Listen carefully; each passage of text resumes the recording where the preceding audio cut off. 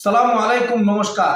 মই আকৌ আপোনালোকৰ সমূহত এটা ভিডিঅ' লৈ আহিছোঁ। আপোনালোকে ভিডিঅ'টো সম্পূৰ্ণ চাওক আৰু এটা শ্বেয়াৰ কৰক। আজি প্ৰশ্নৰ উত্তৰ দিম, এই আৰক্ষী বিষয়াজনৰ প্ৰশ্নৰ উত্তৰ দিম মই। আপোনালোকে চাওক, শুনক কি কয়।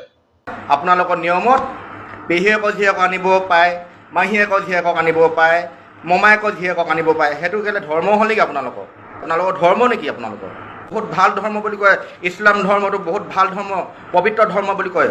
সেইবোৰ ধৰ্ম হ'ল নেকি? আপোনালোকৰ নামঘৰত কিয় আপোনালোকৰ মহিলা যাব নোৱাৰে? মোক সেইটো প্ৰশ্নটো উত্তৰ দিব পাৰিবনে বাৰু? আপোনালোকে মছজিদত বেয়া বেয়া বস্তু ৰাখি থৈ দিয়াৰ কাৰণে আপোনালোকে মহিলাক যাব নোৱাৰে, আপোনালোকৰ মহিলাখিনিক মানে মছজিদত সোমাব নিদিয়ে। হয়, আপোনালোকে শুনিছে। তোমাৰ প্ৰশ্ন আছিলে, তোমাৰ বুলি কৈছোঁ, আপুনি বুলি কোৱাৰ যোগ্য নাই, গতিকে তোমাৰ বুলি কৈছোঁ। আমাৰ মহিলাবোৰ মছজিদত কিয় নাযায়, কিয় আমি লৈ নাযাওঁ? তুমি কৈছা মছজিদত কিবা ৰাখি থৈ দে, তুমি মূৰ্খ। আমাৰ মছজিদত এডাল এছাৰি নেপাবা, এটা লাখুটিও নেপাবা।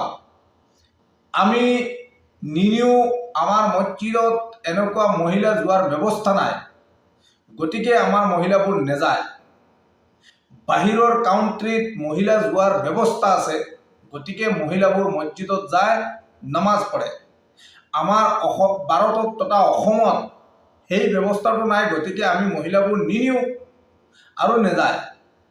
যদি মছজিদত গৈ পুৰুষৰ লগত একেলগে থিয় হৈ নমাজ পঢ়ে আৰু এই পুৰুষৰ যদি চকুটো কোনোবা কাৰণত গুচি গ'ল, তেন্তে নমাজ নহয়। শুনিছা?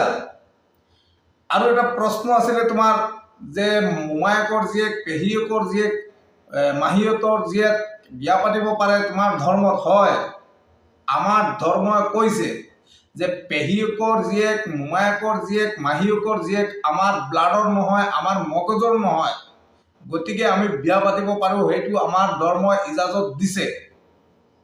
তুমি কোন হয়? আমাৰ ধৰ্মক টাৰ্গেট কৰি এজন কৰ্মৰত আৰক্ষী বিষয়া হৈ ছ'চিয়েল মিডিয়াত সেই সাম্প্ৰদায়িক কথা বতৰা পতা কিমান গ্ৰহণযোগ্য? মই প্ৰশ্ন কৰিছোঁ অসমৰ আইন ব্যৱস্থাক, অসমৰ DGP মহোদয়ক আমি বাৰম্বাৰ অনুৰোধ কৰি আছোঁ, এই আৰক্ষী বিষয়াজনৰ ওপৰত তদন্ত হ'ব লাগে। এই আৰক্ষী বিষয়াজনে ছ'চিয়েল মিডিয়াত আহি সাম্প্ৰদায়িক কথা পাতি আছে, গৃহবাস্প বিয়পাই আছে।